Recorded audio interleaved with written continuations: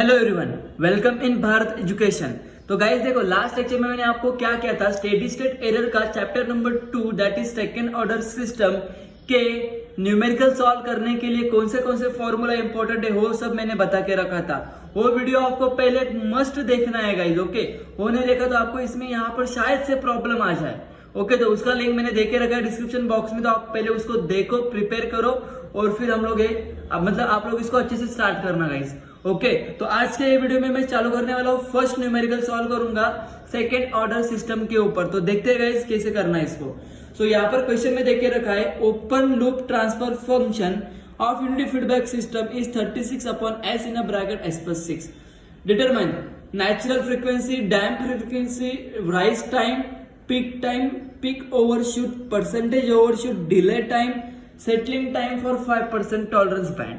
तो देखो गाइस, अभी ये इतना सारा डाटा यहाँ पर फाइंड आउट करने के लिए बोला गया है, बट जो आपका यूनिवर्सिटी का पेपर होगा ना, उसमें इतना सब नहीं पूछेंगे आपको। मिनिमम कोई भी 4 या 5 वैल्यू पूछेंगे। ओके, तो मैंने क्या किया गाइस, एक ही क्वेश्चन में सब कवर करने का ट्राई किया है। ओके, तो ताकि आपको कोई भी क्वेश्चन आए तो आपको इजीली सॉल्व करने के लिए उसका हेल्प हो जाए।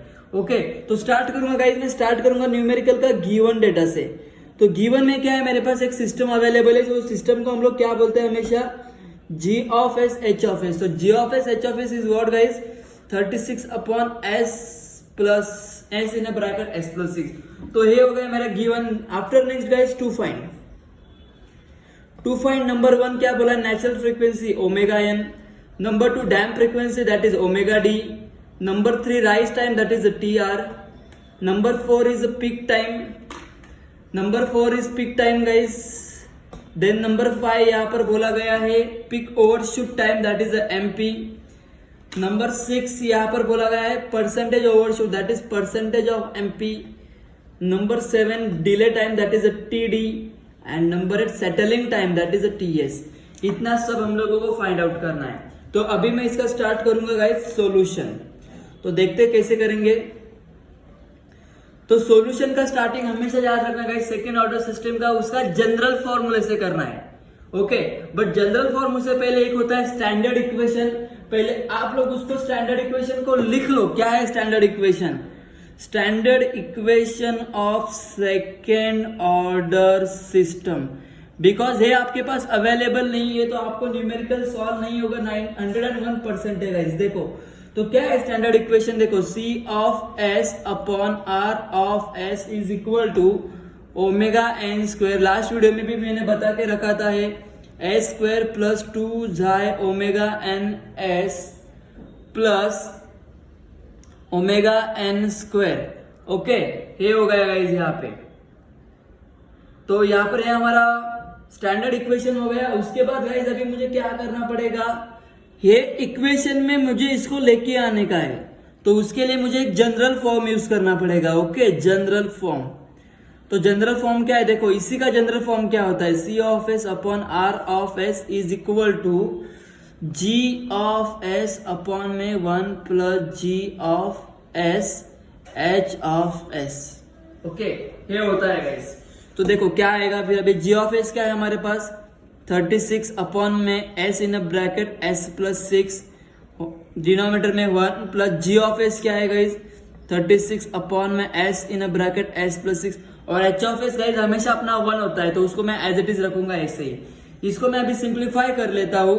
तो क्या आएगा, अब न्यूमरेटर वाला पार्ट एज इट इज रहेगा, s in a bracket s plus 6 and the denominator में देखो गाइस इसके नीचे कुछ नहीं मतलब 1, क्रॉस मल्टीप्लाई करूंगा s in a bracket s plus 6 plus 36 denominator में इसका इसके साथ s in bracket s plus 6। आगे वाली स्टेप में क्या हो जाएगा गाइस, देखो ये टर्म और ये टर्म कैंसिल हो जाएगा, right.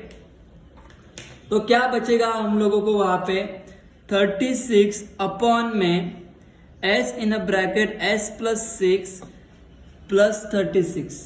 Okay, so therefore 36 upon s into S हो जाएगा s स्क्वायर, s इंटू 6 हो जाएगा 6x प्लस 36। तो यहाँ पे ये हो गया मेरा स्टैंडर्ड इक्वेशन में फॉर्म। तो अभी मैं क्या करूंगा, कंपेयरिंग करूंगा। Okay guys, comparing above equation with standard equation, और स्टैंडर्ड इक्वेशन कौन सा है हमारा, ये वाला, इधर देखिए आप लोग। ओके, तो इसमें देखिए ओमेगा एन स्क्वायर के जगह पे क्या आ रहा है 36, तो मैं क्या करूंगा omega n square is equal to 36 ले लूंगा। So therefore guys omega n क्या हो जाएगा हमारा +-6, बट हम लोग नेगेटिव को इग्नोर करेंगे, take a positive value. So omega n is equal to 6, unit होता है उसका रेडियन पर सेकेंड। चलिएगा, मतलब आपका जो नेचुरल फ्रीक्वेंसी वाला पार्ट था वो यहाँ पर मेरा सॉल्व हो गया। नाउ नेक्स्ट गाइस देखो मुझे क्या करना है, और एक वैल्यू होता है हमारा स्टैंडर्ड इक्वेशन में, देख सकते हैं आप लोग झाई, तो ये झाई को भी कैलकुलेट करना है। तो मैं क्या करूंगा, इसके यहाँ पर मिडल में कौन सा वैल्यू है 6s, तो इसको इससे कंपेयर करूंगा, तो क्या आएगा 2 xi omega n s is equal to कितना आ रहा है गाइस यहाँ पे हमारा 6s। ओके, तो ये एस एस कैंसिल हो जाएगा, यहाँ पर बचेगा मेरा 2 झाई ओमेगा एन का वैल्यू मेरा है 6 इज इक्वल टू 6। तो अभी मैं इसको सॉल्व करूंगा, तो 2 यहां पर हो जाएगा ये 12 is equal to 12 xi is equal to 6। तो मैं अभी झाई को सॉल्व करूंगा, तो क्या आ जाएगा xi is equal to 6/12, so xi is equal to we get 0.5। Okay guys, तो ये झाई भी मिल गया, मतलब गाइस मुझे कौन सा वैल्यू मिल रहा है, एक नेचुरल फ्रीक्वेंसी, और झाई तो पूछा नहीं है, बट मुझे ये आगे रिक्वायर्ड है, इसकी विदाउट मैं बाकी वैल्यू कैलकुलेट नहीं कर पाऊंगा।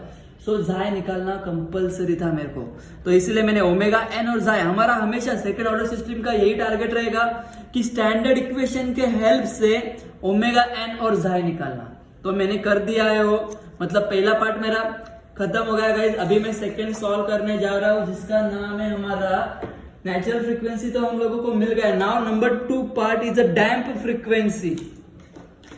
तो डैम्प फ्रीक्वेंसी देखते हैं गाइस कैसे कैलकुलेट करते हैं। तो डैम्प फ्रीक्वेंसी का देखो मैंने आपको फॉर्मूला बताया था लास्ट वीडियो में। तो डैम्प फ्रीक्वेंसी होता है omega d is equal to omega n under root में 1 माइनस झाई स्क्वायर। ओके, तो देखा अभी झाई का यूज होने वाला है हम लोगों को। तो ओमेगा एन हम लोगों को मिला है 6 अंडर रूट में 1 माइनस झाई का वैल्यू कितना आ रहा है गाइस हमारा 0.5 का स्क्वायर। ओके, अभी इसको कैल्सी में सॉल्व करना पड़ेगा। अभी मैं डायरेक्टली आंसर लिखता हूँ गाइस, नहीं तो कैल्सी में सॉल्व करूंगा तो हमारा वीडियो बहुत बड़ा हो जाएगा। तो आप लोग इसको सॉल्व करके देखो, इसका आंसर आपको मिलेगा 5.196 रेडियन पर सेकेंड। ओके, ये भी तो फ्रीक्वेंसी है, इसीलिए इसका यूनिट भी क्या रहेगा रेडियन पर सेकेंड।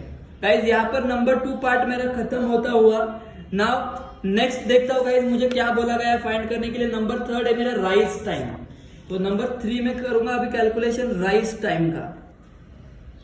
तो राइज टाइम कैलकुलेट करने के लिए हम लोगों को फॉर्मूला लगेगा rise time, that is TR का।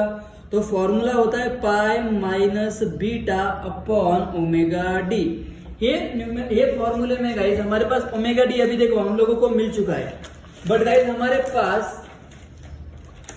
पास गाइस यहाँ पर बीटा का वैल्यू अवेलेबल नहीं है। तो हम लोग क्या करेंगे फिर, where beta is equal to, देखो लास्ट वीडियो में मैंने आपको बताया था इसका formula, tan inverse of under root 1 minus xi square upon में झाई, ये इसका फॉर्मूला होता है। तो इसको मैं अभी सॉल्व करूंगा। फिर tan इनवर्स ऑफ, देखा झाई कितना इंपॉर्टेंट है गाइस, हम लोगों को यूज हो रहा है बार बार। सो 1 माइनस 0.5 का स्क्वायर हो गया। अभी इसको मैं कैल्सी में सॉल्व करूंगा तो गाइस मुझे आंसर मिलेगा 60 डिग्री। ओके, बीटा है हमारा एंगल है, ओके वो डिग्री में मिलेगा, बट डिग्री में नहीं रखना है, कन्वर्ट करना है आपको उसको सेकंड में। तो कैसे करेंगे हम लोग उसको, तो देखेंगे गाइस अभी। तो इसको हम लोगों को कन्वर्ट करना है रेडियन में गाइस। तो 60 इंटू पाई बाय 180 इसका फॉर्मूला होता है रेडियन में कन्वर्ट करने के लिए। तो इसको हम लोग सॉल्व करेंगे कैल्सी में, तो मुझे इसका आंसर मिलेगा 1.047 ओके गाइस रेडियन। तो ये हो गया मेरा बीटा। अभी मैं ये बीटा का वैल्यू उठाऊंगा, इधर पुट करूंगा, टीआर मिलेगा। तो देखते हैं अभी टीआर कैसे आएगा। सो टीआर इज इक्वल टू पाई का वैल्यू पाई रहेगा, बीटा की जगह पे आएगा 1.047 अपॉन में गाइस ओमेगा डी कितना आ रहा है 5.196। तो टीआर को मैं सॉल्व करूंगा तो कैल्सी में मुझे इसका आंसर मिल रहा है guys 0.403 TR, that is time, rise time है तो सेकेंड। बस, तो यूनिट दे दिया उसको मैंने सेकेंड। तो इसी के साथ मेरा थर्ड पार्ट भी खत्म। Now next guys, fourth part is what? Fourth is a peak time. तो पिक टाइम देखते हैं कैसे कैलकुलेट करेंगे। So number 4, peak time. So peak time को हम लोग बोलते हैं टीपी। तो पिक टाइम फॉर्मूला एकदम इजी होता है guys, TP is equal to pi upon omega d. Simple formula सबसे पिक टाइम का, पाई का pi, omega d is what? 5.196। Solve करेंगे इसको कैसे में, तो मिलेगा मुझे 0.604 सेकेंड। ओके, टाइम है इसलिए सेकेंड। तो फोर्थ वाला पिक टाइम भी हमारा कंप्लीट हो गया, जिसका आंसर मिला मुझे 0.604। ओके, तो पिक टाइम भी खत्म। Now guys number 5। नंबर 5 क्या करना है हम लोगों को देखते हैं। Number 5 guys, peak overshoot. तो 5 वाला पार्ट देखेंगे अभी कैसे करेंगे। पिक ओवरशूट टाइम करना है, पिक ओवरशूट टाइम, और इसको बोलते हैं गाइस हम लोग एमपी। तो अभी पिक ओवरशूट फाइंड करने का गाइस थोड़ा फॉर्मूला थोड़ा सा इसका अलग है, उसको अच्छे से याद रखना आपको। e⁻² में है गाइस। ओके, यहाँ e के रेस्टू में क्या है देखो, माइनस झाई इंटू पाई अपॉन में √1 माइनस झाई स्क्वेयर। ये फॉर्मूला आपको बाहर करना होगा गाइस। ओके, तभी आपको इसका न्यूमेरिकल सॉल्व हो पाएगा इजीली। सो फॉर्मूले में वैल्यूज पुट करेंगे। झाई का वैल्यू 0.5 इंटू पाई अपॉन में, मतलब पावर में है गाइस इसके, झाई का वैल्यू 0.5 का स्क्वायर। आप लोग इसको सॉल्व करो कैलसी में, तो मुझे एमपी का आंसर मिलेगा गाइस 0.163। ओके, ये हो गया मेरा एमपी का आंसर।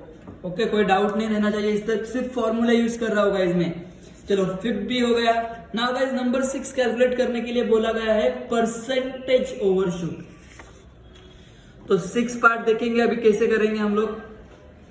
तो नंबर 6, परसेंटेज ओवरशूट। तो परसेंटेज ओवरशूट के लिए क्या किया जाता है गाइस, जो आपका ओवरशूट है दैट इज एमपी इंटू 100, याद रखना। ओके, तो एमपी का वैल्यू कितना है हमारा, एमपी 0.163 अभी जस्ट मिला था मुझे। ओके, और इंटू 100 करूंगा तो मुझे आंसर मिलेगा 16.3%। ओके, यहाँ पर ये भी हमारा कंप्लीट हो गया नंबर 6। नाउ गाइस नंबर 7 देखते हैं हम लोगों को क्या बोला गया था। Number 7 is delay time. Okay, number 7 is delay time. Okay, यहाँ पर देखेंगे, और गाइस यहाँ पर जो था वो ई वाला इधर, ये आपको कैल्सी में ई डालना है गाइस। ओके, वो शिफ्ट प्रेस करके हम लोग करते हैं, और यहाँ पर रेस्टू में लेना है। यहाँ पर आपको डाउट आएगा कि ई कैसे आएगा, तो ये ई स्टैंडर्ड है। कैल्सी में आपको शिफ्ट प्रेस करके डायरेक्टली मिल जाएगा। लॉक की इसके लॉक के पास इसका बटन है। ओके, तो आप उसको प्रेस करो। इसके बाद गाइस नंबर 7 पार्ट है यहाँ पे। नंबर 7 में मुझे क्या बोला गया था, डिले टाइम। ओके, यहाँ पर देखेंगे एक बार क्या है, डिले टाइम। यस, तो डिले टाइम में लिख लेता हूँ। डिले टाइम को हम लोग बोलते हैं गाइस टीडी। तो टीडी कैसे फाइंड आउट करूंगा, तो टीडी फाइंड आउट करने का फॉर्मूला होता है मेरा 1 + 0.7 ओमेगा अपॉन में ओमेगा एन। ये हमारा फॉर्मूला हो गया। So TD is equal to 1 + 0.7 into 0.5 upon में ओमेगा एन का वैल्यू कितना आया था गाइस हम लोगों को, 6 आया था। तो यहां पर मैं पुट करने वाला हूं 6। तो सॉल्व करूंगा टीडी को, तो टीडी का आंसर मुझे मिलेगा 0.225 सेकेंड। गाइस यहाँ पर हमारा 7 नंबर का पार्ट भी कंप्लीट हो गया। Now guys remaining is what, last वाला पार्ट है हमारा 8। एंड 8 में क्या बोला है गाइस, यहाँ पर देख सकते हैं हम लोग, सेटलिंग टाइम। तो सेटलिंग टाइम फॉर 5% बोला है।